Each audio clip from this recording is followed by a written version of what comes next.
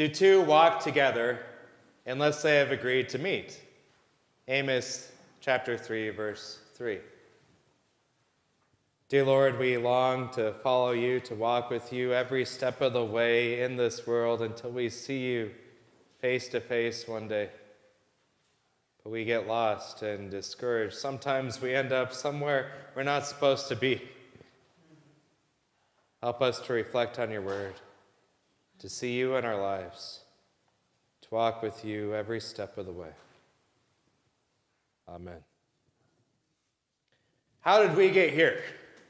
That's a question I've asked myself way too many times. How did we get here? It's somewhat existential. How did we come to existence? It's somewhat logistical. Did I run or walk or ride my bike? It's somewhat rational. You're trying to make sense of things, and that question floats to the top of your mind. How did we get here? It's a moment of joy. Yeah, I'm here. But also hesitation. How did I get here? It's a summary of confusion. It's quizatical. It talks about the past, the present, and the future, because you kind of think of, well, where am I going next to? How did we get here? Those 5 words ran across my mind as I worked in Glacier National Park, and I was there at the top of a mountain, and it was getting dark, and I didn't find the trail. How did we get here in Death Valley on the highway when my car broke down because I'm too silly to have the oil changed as often as I should?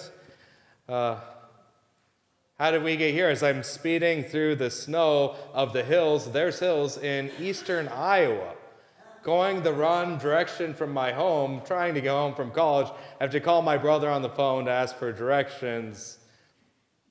How did we get here? As my Jeep Compass, it bottomed out in the snow at the top of the Grand Mesa in Colorado, and a truck came to help me out, and they bottomed out too. And then another truck came to help us out, and we finally made it home. I planned a bachelor party in Nebraska, and we're driving through buckets of rain, and it was pretty clear we wouldn't find a camping spot like we were supposed to. We were returning from ice fishing near the Blue Mesa Reservoir in Colorado, and my friend's truck slides into the ditch covered in snow, and we get stuck for a while. You can tell now I live in a place with no snow, but how did we get here? Time and again. And I have a lot of stories where I didn't get lost too, so that's just, don't worry, I'm okay. I made it here, right? But it gets personal sometimes too. You try to talk to a friend you haven't talked to in a long time, or that family member after the fight, and you just don't know what to say. Your relationship isn't the same anymore. How did we get here? And I try not to watch the news. But once in a while, you just can't avoid it. It pops up on your TV or your social media or something, and you get a glimpse of what the world looks like outside of these walls. The hate and the slander and the gossip, the divisiveness, every single minute of every single day. How do we get here? America, it started as an ideal. A place for freedom, for liberty, and justice for all, where the tired, the poor, the huddled masses could come and be free. The home of the brave, where we could pursue liberty, justice, and happiness together. It's a place where mankind was meant to be seen as created equal.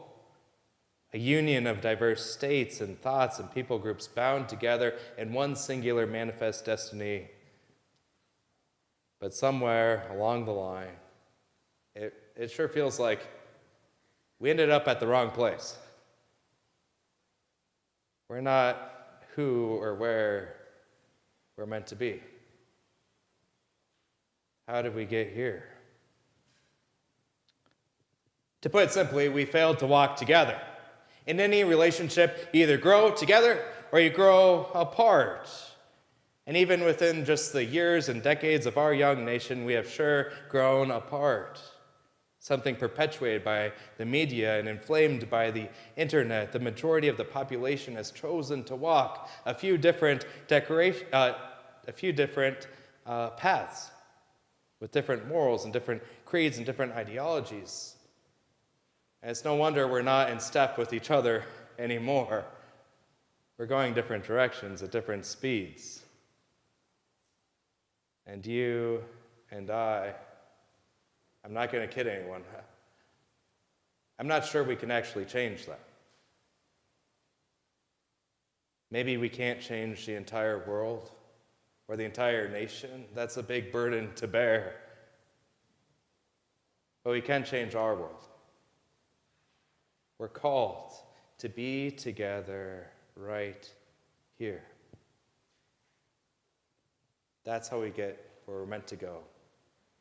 It's together. And there's nothing new under the sun.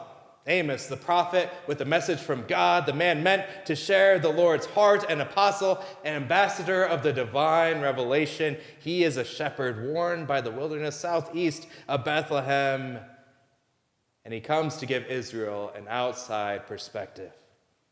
He sees how they're meant to be God's people, chosen to flourish, to have a land filled with righteousness and faithfulness, a bounty that never ends. But they aren't where they're meant to be. They're full of pride and plenty. They have mighty palaces and fancy couches with fancy pillows, sumptuous feasts, and bellies full of wine. But they're nowhere near God. They don't represent the one who has given them all of these things. They're in a darker, more sinful place. Not the Zion, the paradise, this promised land that they were promised. Although they think they finally made it, they are full of wealth and greed, the truth is they have no justice. There's no liberty. The innocent are imprisoned and the guilty are set free. Humans are trafficked. There's promiscuity that's praised. They worship their gluttony. And those who are meant to represent God have become drunks. And those who are meant to speak for God have been told to be silent. Israel, the family of God, is in a place where they wouldn't even recognize the face of their Father anymore, even if he stood right in front of them and spoke. Then Amos comes and speaks his word to them. He summarizes how they got there.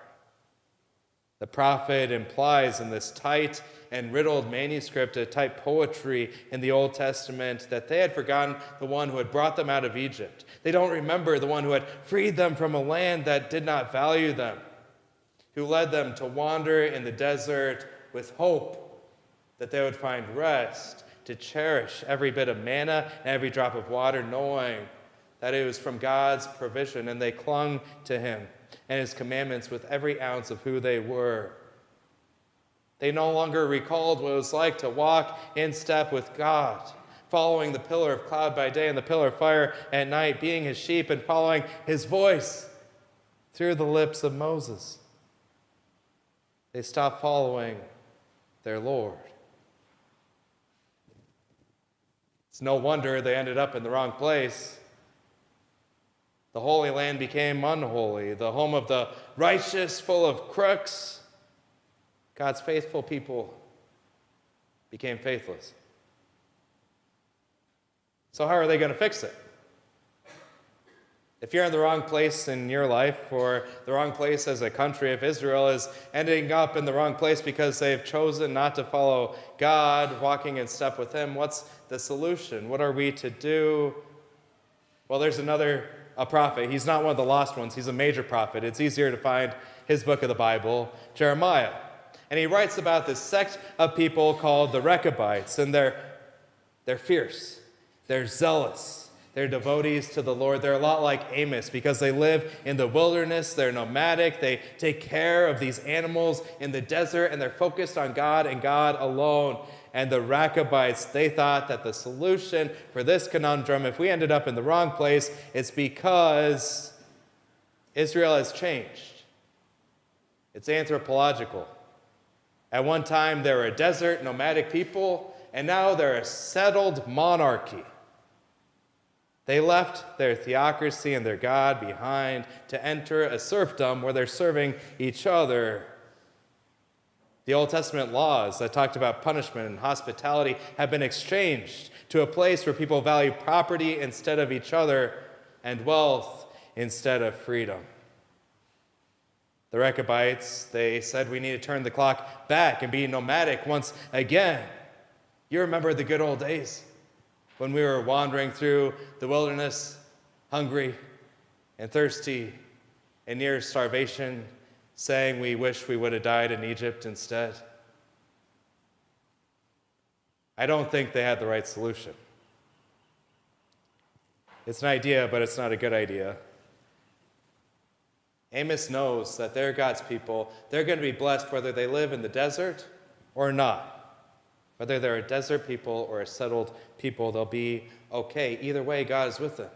Whether he's in the tabernacle, the tent, or now a temple, a hard structure.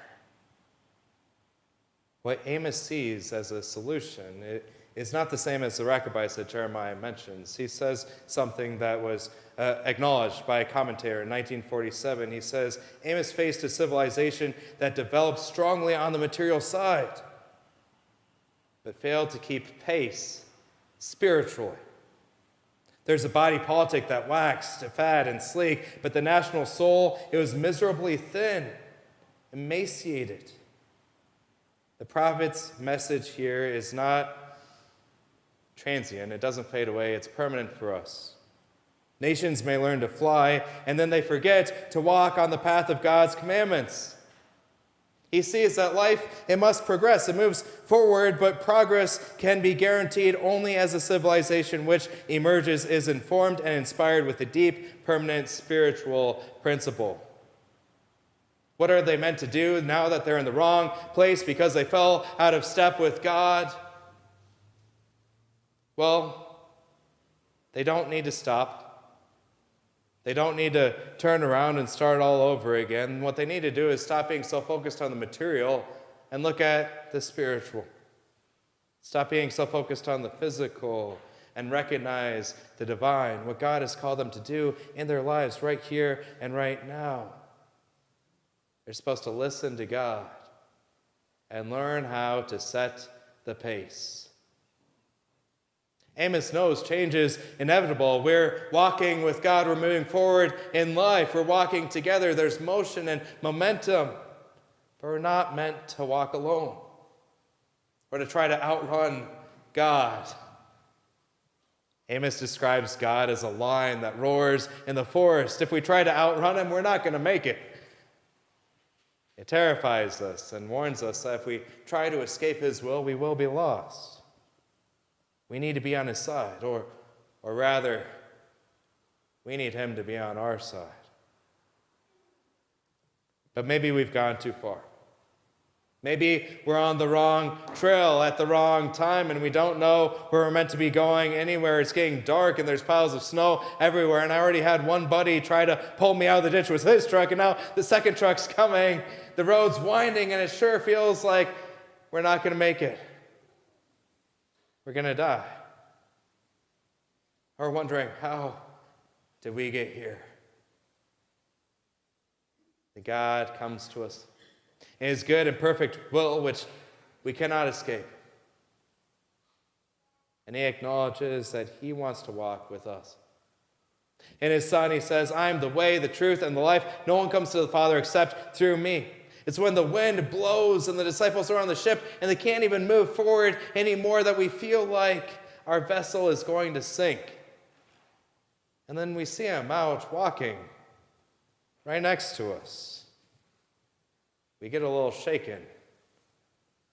But he says, take heart, it is I. Do not be afraid.